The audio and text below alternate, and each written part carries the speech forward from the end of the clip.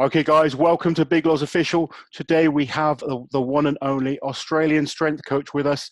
Bas, how are you, my friend? I'm really good, Loz. How are you? Great to see you, and thank you for having me on. No, thank you very much for coming on. You've been someone I've wanted to get on for a long time. Obviously, we met back in 2016. You know, we become friends over that time, and you've been coaching me quite a bit as well over the last year. So, you know, really been interesting following your coaching style, the way you kind of run your business. And there's so many questions I would like to ask you. But obviously, you are very, very involved with one of the absolute superstars of the sport, Hafthor Julius Bjornsson. You are his coach and obviously good friend as well. And there's been a lot of things happening recently. So I wanted to start off with allowing you guys to respond really to the video that was posted recently, because from my point of view, what happened in 2017 was a long time ago. And to see videos cropping up when so much has happened since and everyone's gone off and done their own thing, it was very strange, to be honest, because I mean, they used me in that video, um, quoting the yes men around Thor. And just to sort of, you know, people have asked me about that and, you know, why I said that. And my thought process behind anything to do with any of us as athletes and, you know, performers is that we have a lot of people around us that don't actually understand what we do. So in terms of my friends that don't really understand sport, but they'll come and support me, they'll tell me, oh yeah, you deserve that. You should have been given that. You know, you're the best, blah, blah, blah, blah, blah. And even in terms of like comments and things like that, when I post a video, you know, if Zadrunas turns around to me and says, Loz, that was an awesome performance on the deadlift or the yoke or something like that, I'd be like, yeah, damn right, that was good. But normally when it's just someone that doesn't have a real understanding of the sport, I try not to let praise or negativity affect me. And sometimes it's easy for us to have people around us that, you know, will give us praise no matter what. I know someone like you, if I send you a bench press video, for instance, you're going to critique it in a certain way that I respect, because I respect your knowledge on the movement. And, you know, my friends, they'll just tell me it's great. And that was kind of what I was kind of getting across when I said about the yes men around him. And it was nothing to do with the likes of Stefan Solvi and yourself, who certainly understand this sport, you know, greatly. And have both performed, well, Stefan particularly in strongman and yourself in powerlifting, understand the sport better than anyone. So I wanted a chance to sort of clear that part of things for me, because I've had a number of messages and comments, but I also wanted to give you guys a chance to give your feedback, I guess, if you like, and actually what happened, because I am friends with Thor. You know, I have been. I remember him when he started off in this sport. You know, he's become a huge superstar, not just in strongman, but outside as well, with his work on Game of Thrones and many other things. But he is actually a very, very nice human being. And I came over to Iceland and trained with him. And actually, you were there yourself. We all trained together, brought my brother over. And Hafthor was nothing but kind of respectful. He looked after us. He made sure we had everything we needed. He's always been respectful to me as an athlete. So when I see this beef between certain other athletes, that's fine. People can have their beef and not like each other. But I think some people need a chance to sort of understand that this is beef between two people, and then people just jump on it. And, you know, both these guys can be great guys, but certain people's views that don't understand, they just end up jumping on a certain bandwagon, if you like. So I'm going to let you explain what happened and, you know, give us your thoughts. For sure. Thanks, Loz. Firstly, I'll just address the whole, you know, your comments on the video. I don't take offense to that. It's something that Thor is definitely well known for, is having his entourage. Now, his entourage includes his parents, his grandparents, his sisters, his family, very close friends, and his coaches as well. So absolutely, there's a lot of people around. and people call it entourage, and then the term yes men was thrown around, and it's just one of those easy things to say. So to be completely fair, I don't take offense, and neither did he. He actually got a t-shirt made saying yes men on it. I remember. And sold it, and it was one of his best sellers. So no offense taken with that, but thanks for acknowledging that anyway, Loz. The next thing, the whole thing of two people having a beef, and that's fine, and then all of a sudden people jumping on it. I think this is an unfortunate part of the popularity of both of these men, Thor and Eddie. There's no discussion with this. They are number 1 and 2 most popular people in the strength sports in the world today. Without question. and yeah, I mean, like I'm using their social media following as a gauge for that, and they both collectively got 5 million followers between them. That's just huge. So that's what happens. The more popular the person, or the more popular the issue, the more negative and positive comments you're going to get surrounding it. So I think it has to come as part of the parcel. If you want to be in the limelight, you got to have thick skin, and that comes with it. So, some of the comments that have been going on about this entire issue, it doesn't come from an educated place. So as I said, it comes with the parcel. If you want to be popular, that's what you get. And it's the same with your comments on who you're going to receive feedback from. If it's someone that's uneducated, you've got to put it to the side. If you do a lift in the gym and it sucks, there's still going to be people that come to you and say, great stuff. Yeah. And it's the same thing that can be said about the comments regarding what's happening at the moment. But let me address exactly what's happening. So there's been a stream of events that have happened, and I guess it's been brought on by the whole, the first, I guess the reintroduction of all of this came about with Thor attempting the 501 kilogram deadlift. Yeah. When that came up, it reignited the beef between Eddie and Thor. Obviously, Thor was going for a world record that Eddie owned, which was 500 kilograms. And then Eddie came out with his statements. It was definitely negativity towards Thor. Basically saying he doesn't approve of the lift. He doesn't accept that it's going to be a world record and all of these things. And, that got the media talking. Whether that's a good thing or a bad thing, I don't know, but that's what happened. And then as soon as the 501 kilogram deadlift happened, another video came out, and this is probably where the most negativity came around. And it was basically, they called it a documentary, but by definition, it's not a documentary. A documentary is an unbiased, factual video. And this was definitely not without bias, and it was definitely not factual either. It was a video that started with a dramatization of something that didn't actually happen. And it was basically showing that, Eddie Hall on the podium receiving his first place medal. And then he went to shake Thor's hand, and they've slowed the video down and paused it and made it look like, to put it simply, Thor left Eddie hanging. And that just didn't happen. Yeah. The rest of the video, it makes for good drama and a great video, but that's not what happened. And then the rest of the video was basically explaining a bit of controversy behind one of the events, which was the Viking press. It's not my place to give comment about the actual event, and I'm not going to, but what I will say is, just so that people know, let's put some facts to this. 2017 is when this happened. And when this video was reintroduced, it's reintroduced a whole bunch of negativity towards Thor. And it's like, what? That was 3 years ago. He's been there, done that. He's done the negativity, and he had to live with it. And he had to prove himself to the fans, to the Strongman fans, that he was the real deal. And in 2018, he came back and had arguably the best Strongman competitive year in history of all Strongman. He pretty much won all there was to win. He won absolutely everything, yeah.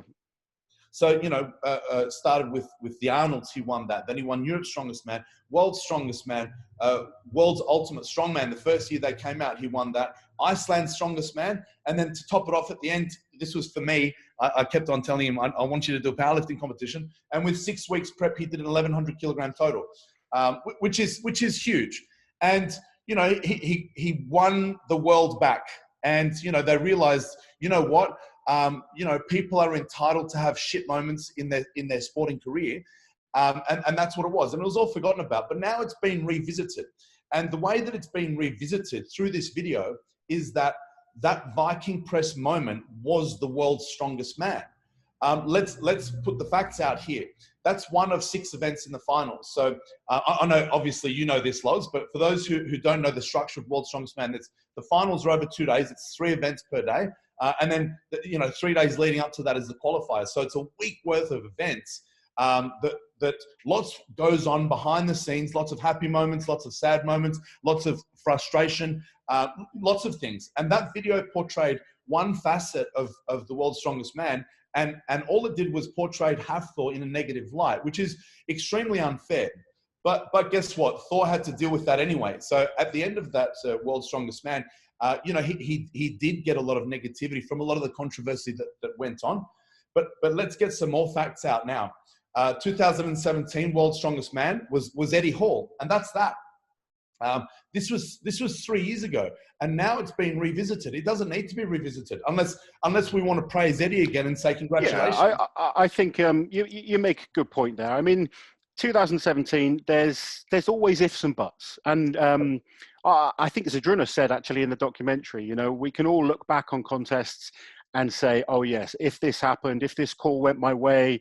You'll have seen it in powerlifting many, many times where, this referee might have given the lift, someone else might not have given it. We can't argue too much about the ifs and buts. We all disagree with things at times.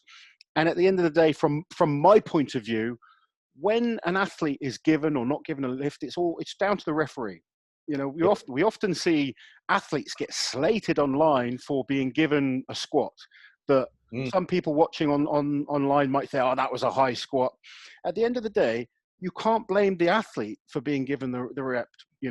It's up to the referee to take responsibility to judge things to a certain criteria. And Thor was disallowed a rep in the end on the Viking press. He argued with the referee, which he had a legitimate argument, because strongman refereeing is a little bit lapsadaisical, if you like, at times. It's up and down. Certain athletes may get away with something, certain athletes might not, and that happens in a lot of sports, to be honest. Not just strongman. There's certain calls that don't go your way, but there was a absolutely. There's calls that don't go your way, and there's calls that you can be handed, like gifted lifts that shouldn't have gone your way but did. So that goes. I can, as an athlete over the years, I know I've had lifts that I shouldn't have got and I did, and there's been lifts that I probably were really good but weren't given. But that happens.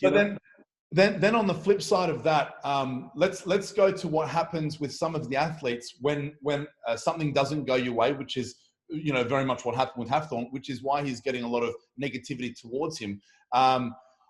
Look, whether he handled it the right way or not, let's just put it into a bit of perspective.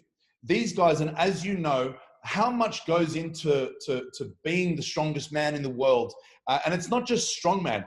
Pick a sport, pick your favorite sport in the world and pick your favorite athlete in the world. And I'll go and show you a video of where they've disputed a decision with the referee. It's something that just happens. And then all of a sudden, when it happens with strongman, like it's happened with me as well. Like I've been shown in a negative light with the decision. It showed a video of me backstage. So World's Strongest Man is a TV show. And sometimes they show things to make it, more entertaining for the viewers. And one event, they showed a video of me kind of like looking strangely at one of the refs. It was a completely different, it was the year later. Yeah. And I got a whole bunch of negativity saying, why are these guys sooking when it didn't go their way? And it's like, it wasn't really a sook, it was a disputed decision, and it went the way that it went. And then everyone moved on and shook hands, and that was that. It's quite funny. I mean, you mentioned earlier about the popularity of Eddie and Thor. I've been around in strongman for a long time. I've competed at World's Strongest Man 12 times. I've been around a lot. I've done okay, but I've done it from before those guys were competing. And I remember when no one was really that popular at a certain time, but these things all still happened. I've seen Mariusz Pudzianowski arguing over calls. I've seen Derek Poundstone arguing over calls. I've had disputes over calls myself before. Every athlete goes through a stage. There's a certain way of, dealing with things. And I think Thor definitely probably regrets the way he sort of handled a few things. But we have to remember, Thor, his first language isn't English, and I certainly can't speak Icelandic. And if I had to try, maybe the way I say things would be completely, taken the wrong way. And he was a young man at the time. He's still a young man, but he was a young man at the time, passionate about what he's doing. We've all been in situations in sport where we have worked so hard to achieve greatness, if you like. Not just, people see the kind of, the few seconds of success, but they don't see the hours and hours of commitment and pain and suffering that you go through to get there. And sometimes emotions do get the better of you, and I think that's what happened. Absolutely. And you've raised a great point with the language barrier. I've lived with Hafthor for months before the World's Strongest Man. Every year, I take my family up there and we stay in Iceland so that we can help as much as possible. Like, we really take this event seriously. Yeah. And I've lived with him before, and I've seen the language barrier. And we are great friends. But even as great friends, sometimes with miscommunication, it gets frustrating for him. And sometimes it's almost as if we're about to get in an argument over something that's not worth arguing about. And it's just a language barrier thing. So imagine being in the heat of a moment when something means something to you, and then trying to articulate that, it increases the frustration. I'm not going to talk on behalf of how Hafthor felt in that moment. Because I don't actually think that it's a bad thing that Thor is emotional, and it means a lot to him to be the world's strongest man. He's been at this, he's been at the highest level for over 10 years now, going for that title. And if you're not emotional over it, if you don't believe in yourself, you really shouldn't be there. There's plenty of people I've seen in novice competitions getting angry and upset about calls that they've had. Plenty of people. There's people I know. It happens at all levels. It's sometimes you feel bad about it. Sometimes you'll go and apologize the next day because you think, well, I probably shouldn't have reacted like that. But it happens at all levels. The thing with Thor and with Eddie, they are two of the most famous strength athletes on the planet. They both have huge followings, and things can be portrayed in a certain way. And that's, I wanted to give you guys an opportunity, or yourself, because, you're brought into this as well. You're the evil coach that questions things. And that's how it's been seen. And it's unfortunate, but I have to accept that as well. And I absolutely accept it. I've got Hafthor's back. I'm his strength coach. And if that comes with hate from the audience, you know what? I'm just going to accept that, because it's worth it. Like, this is greatness. Like, I feel like I'm a huge part of history when it comes to being the coach for Hafthor. So if that takes, receiving a little bit of negativity, fine. That's what happens, because it's a really popular thing. But at the end of the day, like I said, I'm not going to speculate and say, what if this happened or that decision changed, whatever it was. It didn't. At the end of the day, Eddie Hall won 2017. I think to finish it off, I guess, the documentary made a big deal about the Viking press. And it made Thor look like a bad loser, if you like. And I think it's far from that being the case. You only have to look at other results where Thor. I mean, the thing with Thor, he doesn't lose very often, so it's hard to see how he reacts when he doesn't get beaten. But I've experienced. I'm one of the few people that's managed to stop Thor dominating at Europe's Strongest Man, and I take great pride in that. My biggest achievement, without question, was 2016 and winning Europe's Strongest Man. Thor was the two-time champion, coming for his third victory. Little old me from Swindon managed to dethrone the mountain and take Europe's Strongest Man in 2016. He since came back and dominated for the next 3 years or so, and he's absolutely dominated that show. But the day I beat him, he was extremely gracious in defeat. He was the first person not just to shake my hand, but really congratulate me, and I felt he really meant it. Now, I don't know if that's different because I'm a different character and Thor gets on with me. But when Thor got beat by Lissis at World's Strongest Man last year, he was very respectful. He was, congratulating him, playing up about how great an athlete Lissis is. There was no spitefulness. He took it like a man. He congratulated the winner, and Thor does what he does. He went on and trained hard, and he was back dominating shows at the Arnold's earlier this year.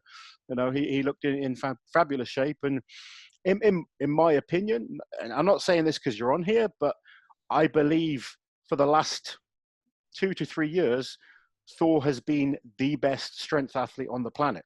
He might not have won every single show, but in terms of consistency, in terms of performance, he's been the best.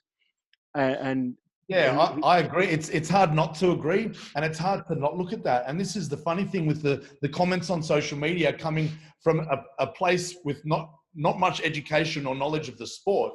And people's comments like acting as though Thor hasn't achieved anything in the sport of strongman. It's like, this guy's one of the strongest men who's ever walked on this earth. And he's like literally the most recent strength feat, historical strength feat was performed by him. That was his 501 kilogram deadlift. I don't know if we should touch on that one now, but that's received a little bit of negativity because of, the fact that it was done in his home gym, and a lot of people are saying it doesn't count. I'd just like to raise the point. I think that's crazy, to be quite honest. I'm sorry to stop you, but we're living in a very strange time right now. I mean, something that hasn't happened in, over 100 years. The world's gone into a lockdown. Everything stopped. And the guys at the World Ultimate Strongman, rather than, looking at the problems, they found a solution to give the athletes something to train for. They've given, us as fans something to look forward to and to talk about. And people can have their opinions on things, but the fact is, there's athletes now training hard for these feats of strength.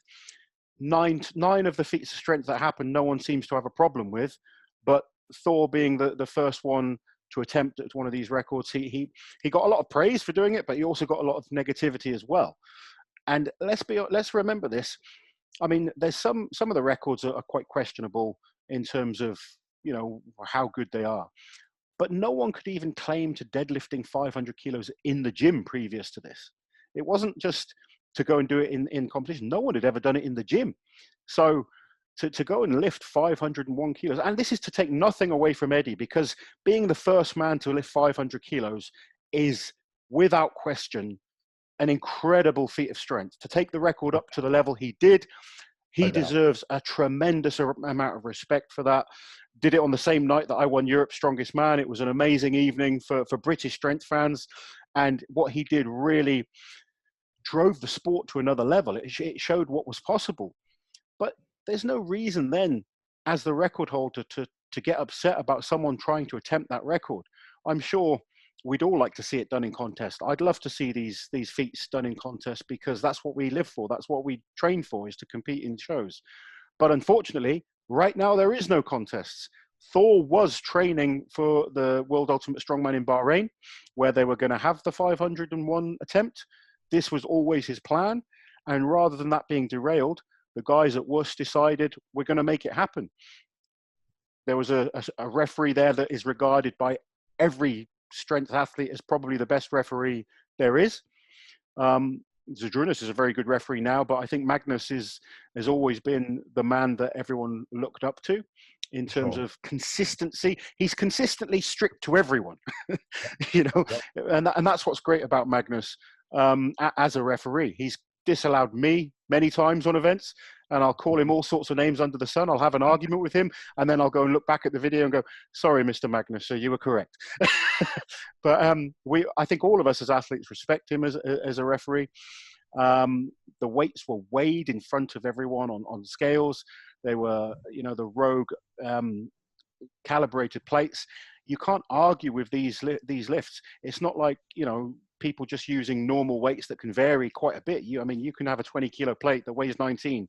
You get 10 aside, that's 20 kilo difference that you're lifting in the end. You don't actually know what you're lifting sometimes until you go into the contests with the correct, the accurate weights that actually weigh what they say they do. And I think it was an amazing feat of strength.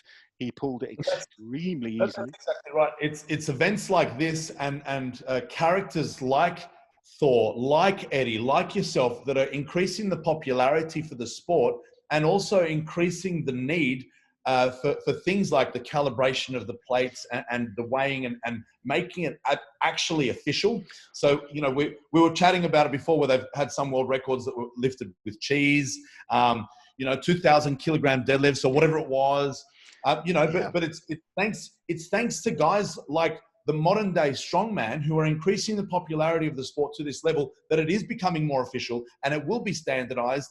You know, so it's like right now, these are the guys that should be praised. And unfortunately, like both of them, Thor and Eddie, but unfortunately, because of the platform that they're standing from, which is, you know, the world of social media that we live in right now, as we said, the more people you get, you know, the more negativity you have to get. And unfortunately, it's part of the parcel.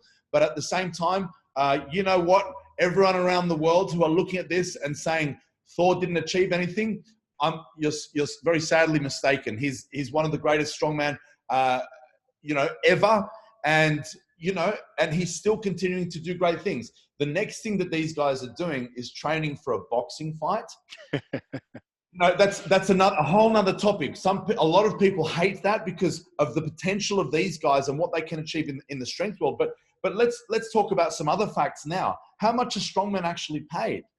You know, like you think of the other sports in the world, like these guys, they want to set up their futures. And when they're offered, you know, more like literally 10 times the amount of money that they would be earning in a strongman competition, it's an easy sell for me.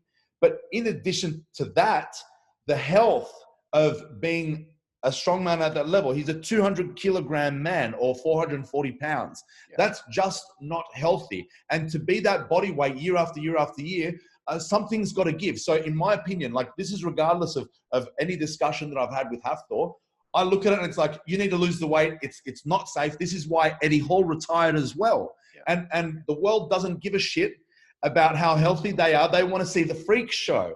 Yeah. And you know what? Love it or not, this is strongman. And if you want to be part of it, be part of it. If you can't handle it, get out. Yeah. I mean, the boxing is another thing altogether. I mean, you get so many people that think that the deadlift was just a setup to promote this fight. But like you say, if I was offered a 7-figure contract to have a boxing match against a strongman, I'd fight any strong. I'd fight my mum for £1 million. So, you know, never mind someone I don't like. You know, like you say, these guys have families to support. You know, it's a no-brainer. A lot of people will criticize them, and you know, if they were going in against an actual boxer, I'd probably criticize them more myself because, you know, they're not boxers. They're two strongmen, but they're two strongmen fighting each other. It's like a really well put together white collar boxing match. Hell yeah, I'm excited to see it. Let's just pretend that they didn't have beef with each other. Imagine that, 2017 World's Strongest Man versus 2018 World's Strongest Man. Do you want to see them beat each other up? Yeah, I do. Hell yeah, we do. You know, it is funny because, I mean, I've got a lot, I mean, you as well. We've got friends in fighting sports and we understand those sports. I mean, I've got a background. I was actually British champion at Kung Fu many pounds and moons ago. But, you know, now. I never knew that one. I'm imagining Kung Fu Panda now as we speak. Yeah. I've got a few things about me that people don't know. But, you know, there's a lot of animosity between these two anyway. So, the fight is going to be, I think the build-up will be exciting, probably better than the actual fight. I don't know how good a fighter, I mean, quite honestly, from a real, you know, boxing standpoint of view, I mean, you train one of, you know, someone that punches like a you know, a machine. Simon, he's an amazing powerlifter, and you know, he's one of the top fighters in Australia. And that guy, when he punches, he destroys things. But and with the power that Eddie and Thor possess, they're going to hit hard. But there's so much technique into these, you know, to fighting. It's very different to lifting. But I think that like you say, having the world's strongest man 2017, the world's strongest man 2018 colliding in a ring, a lot of people are excited about that, and I am as well. You know, just as a purist, you're probably going to hate it. If you're a purist boxing fan, I understand why you don't like it, because these aren't two skilled boxers that have been training years and years and years. But in terms of entertainment, I think it's going to be great. And for both the guys, they've got an amazing opportunity to provide for their families and make sure they're very, very secure. Because, well, And think of a retirement plan as well, because you can't be the world's strongest man forever. These guys are young, but there's an expiry date for these guys, and they need to think about their future. yeah, I mean, and I know what the prize money is for winning World's Strongest Man. I'll publicly say, I mean, $50,000 for winning World's Strongest Man. These guys are being offered a 7-figure contract. You know, I don't know the ins and outs of it, but that's at least £1 million. Yep. So it's a lot of money, way more money than they'll ever earn from prize money in Strongman. You know, both of them combine everything they've ever won. It's still probably not touching that in terms of prize money. I know, you know, Hafthor's been on Game of Thrones and Eddie's doing very, very well, but in terms of just prize money, they're not even close to that kind of money. So if you're given that and you've got a year to train for it, they're both amazing athletes. They will adapt their training and really come in as good as they can.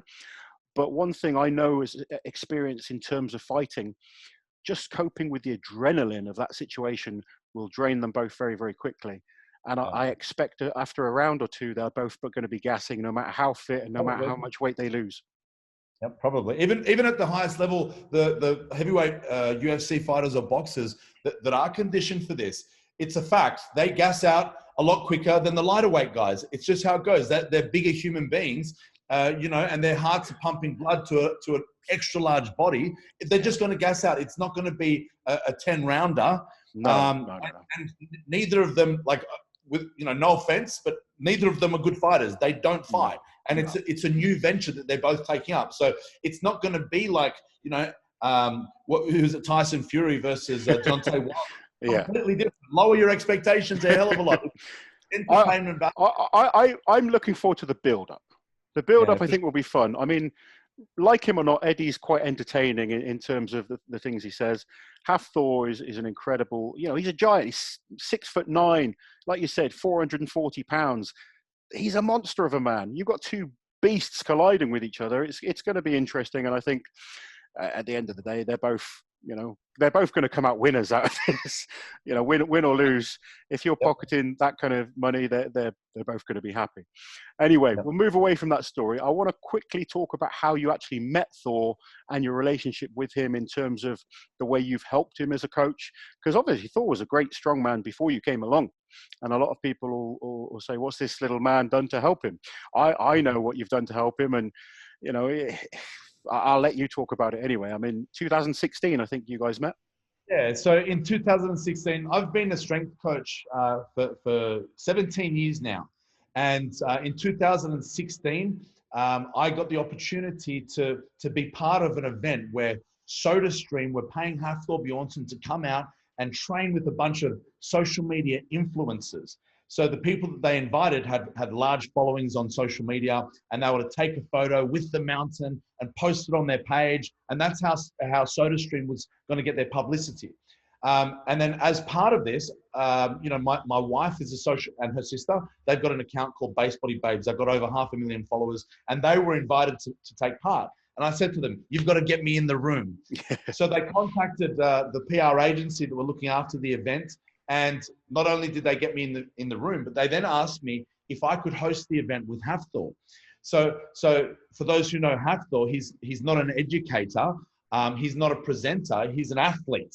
And so they needed someone to showcase his skills and also the language barriers as well. So they need someone to make the presentation and to show him off as, you know, this showpiece of a giant of a man, which is a really easy task. All you need to do is just look at the guy and you'll be entertained. And so they asked me to do it. And it was like, wow, you know, I said yes, you know, without any hesitation. And they paid me for the event as well. Like, to be honest with you, I would have paid them to have the opportunity. But anyway, so I was getting paid for it. And I did this workshop with Hafthor. And at the end of the day, he liked my coaching style. So it was a great event. We taught lifts to all of the influencers. And, you know, we showcased Hafthor as the giant and the impressive human that he is. The next day, we had a training session together. And we bench pressed together, and during the seminar, we both established that his max bench press at that time was 230 kilograms. And I didn't say anything, but my wife kind of put her hand up and said, "That's the same as yours." And he kind of looked at me like, "I can't let this little punk think he's as good as me at anything, you know." So he said, let me have a try with this bench press technique that you have. You know, he bench pressed 240 kilograms straight away with that new technique. And then after the session, he said, we sat down and had lunch, and he asked me if I could be his coach. You know, for me, this is like, you know, this is all my Christmases at once. As a strength coach, I consider Hafthor to be the highest accolade in terms of clients that you can potentially train. And, you know, I was like, you know, shocked that he would even think of asking me, like, how is this going to happen? He's an Icelandic, I'm Australian. But the answer is yes. It's something that I've learned from Richard Branson. If someone asks you to do something, even if you don't know how to do it, say yes and learn to do it later. Yeah. And it wasn't to the extent where I didn't know how to coach him. I knew how to coach. You know, I've coached a lot of amazing athletes for a number of different sports, not strongman, high-level powerlifters, but also high-level martial artists, team sport athletes, rugby players. And I knew how to get people strong. And I knew I had what it took to get Hafthor strong. But I just wasn't sure the feasibility. How is this going to work? And he said to me, "Would you travel international for me to help coach me for my events?" And it was just everything that came out of my mouth was just yes. No matter what he said, it was just, how am I going to, I'm not going to lose this. You're going to make it happen. Yeah. I'm going to make this happen. And so the first thing was Europe's Strongest Man. So I came to Europe's Strongest Man, not just as a spectator, like from front row. So I was standing right next to him with a lot of the events. And unfortunately, one of the events was the car run. What do you call it? It was like the yoke. Yeah, the car walk, yeah. Yeah. The car walk. And I believe you know that event very well, Loz. I think I may have broken the world record that day, but you know, that's another story. That's a whole other story. But in that event in particular, this is where Thor fumbled on it. And the entire Icelandic team thought, who's this little Australian punk telling him the wrong tips and making him lose Europe's Strongest Man? It's like, that wasn't me. I thought it was great. I was blaming you too. I was like, yes, that little Australian guy made me win Europe's. Yeah, well, you know, it wasn't like, to be honest with you, his loss with that event, you still would have gotten the world record on that anyway. So, you know, it was a good day for me. I had 2 world records that day, so I'm taking it. You have to take it. At the end of the day, you have to take it. But that was my first experience in working with Hafthor. So that was a taste of it. 2016, Europe's Strongest Man. After that, I went to Iceland with him and I lived with him. And we went to Botswana 2016. That was Kasane. And then the next year was Botswana again. And the same thing. I went and lived with him. I took my family with me. That's my wife and my daughter. They come everywhere with me. And, you know, every year it's been the same thing. We travel to Europe very frequently. And it's given my career a complete 180-degree turn. I wouldn't have in a million years expected that my life would have ended up that way. But I had to adapt. And what that meant was I can't just take that much time off in the year to go and hang out at Hafthor's house and train with him at his gym. So we made the most of the situation. And I was already an educator at that time. I run seminars, and to put it simply, I teach people how to lift weights safely and efficiently. And so I thought, I'm going to take this opportunity and do my seminars and workshops internationally. And so every time I'd travel to Iceland, I would also do a European tour so that I'm always working. I don't not work, and I don't, you know, it was probably about 15 years into my career when I first took my first holiday. If you consider it a holiday, that was me traveling to Botswana, and that wasn't much of a holiday. Like, this is really stressful time. Yeah. That's a good point, because people will see Liz come away with me to competitions. They go, "Oh, you guys are always away. You go on holiday." It's like, this isn't a holiday. This is stressful. You know, for her, it's stressful as the support network. For me, it's stressful. We're not there having fun. You know, you're there to do a job. It's certainly not a holiday. And people don't realize that side of it, because they see that you're traveling to all these different places. But the mental stress, you're focusing on prepping your athlete, making sure you understand everything that's going on, making sure they've got everything they need. It's not like you're sat around just enjoying the sunshine and chilling by the beach. hard work. It's hard work. And, you know, we 2016, he came second. 2017, he came second. This is emotional time. So it's like you travel all this way, and then traveling back on the airplane, like from Australia to Europe, it's over a day of travel in the air, you know, coming back in an emotional state. It's a really, like, it's so many ups and downs, but I wouldn't trade it for anything. I'm so grateful that I've had the opportunity to work with Hafthor at this level, because one, I've gotten to meet not only Hafthor and his amazing family, but also and so many amazing athletes like yourself, Loz. Without Hafthor and working with him, I would have never have met you. And so many, I'm actually the coach for a number of the highest level world's strongest man competitors now. And this is all thanks to Hafthor. They see me working with him. And I'll tell you the dynamics of how I work with Hafthor. As you said, he was already the mountain, you know, before I met him. His highest placing in the world's strongest man was already second place when I met him. So he was already a freak. But no one's perfect, and there's always things that people can work on. And that's what he saw in me. I admit it, I wasn't a strongman coach, but you know his abilities when it comes to the strongman events, the moving events like Atlas stones, keg toss, plane pull or truck pull. Oh, he's unbelievable. He's always been so, you know, unbelievably good at those type of events. But it's clear to see the progress in terms of deadlifting, overhead pressing, squatting, you know, that type of strength. You've really done an amazing job. And it's not to say he was weak, because he wasn't. You know, 2015, Hafthor was a 450 kilo deadlifter.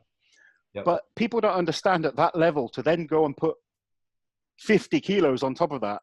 You know, that's incredible progress, because I know from my own progress, you get to the sort of 400 plus, everything slows down. You know, that, I mean, you know, it's even less than that for a lot of people, but putting 1 kilo on becomes harder and harder and harder.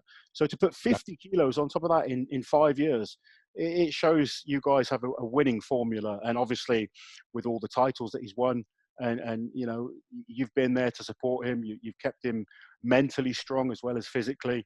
So that was my role with his progression, was, as you said, the static lifts.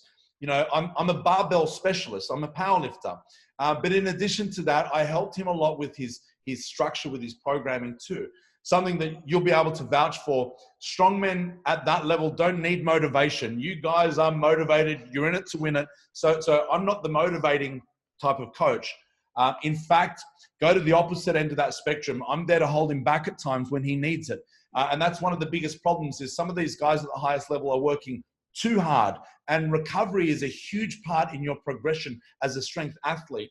And so this is where we work very well together with structure of his programming, with the technique work of his static lifts, which is where, if you could say there was a weakness, like he was never weak. As he said, 450 kilogram deadlift, that ain't weak. But you know, if you could say there was a game that wasn't as strong in his strongman arsenal, was his static lifts. And that's where I came in. And that was fortunately where I was able to shine as a strongman coach, even though technically I was just a powerlifting coach. Now I do have experience with working with strongman events at the highest level, and I've been doing that since 2016 now. So I'm hugely grateful to Hafthor for teaching me how to be a strongman coach as well. And that's the dynamics. And apart from that, you know, as I said, I take my family over there and we live with them for a month or two before each of these World's Strongest Man events. And my wife is such good friends with his wife, and we're, you know, I spent my birthday, I'm 38 years old. I spent my 38th birthday in Iceland, you know, in his parents' house. His parents made me pizzas and they all had cakes. Like, we've got a really close relationship, and I'm hugely grateful for that. But that's what it takes. That's the type of coach that I am. So for everyone who wants to know the dynamics of how I get paid with this, I don't charge him to coach him. I can't really, like, he helps me financially with the travel and, you know, accommodation to come with him. But, you know, what am I going to do? Charge guys like this at this level at my hourly rate? It's just not worth it for me. Yeah. What is worth it for me? I've got multiple businesses, online business and education business.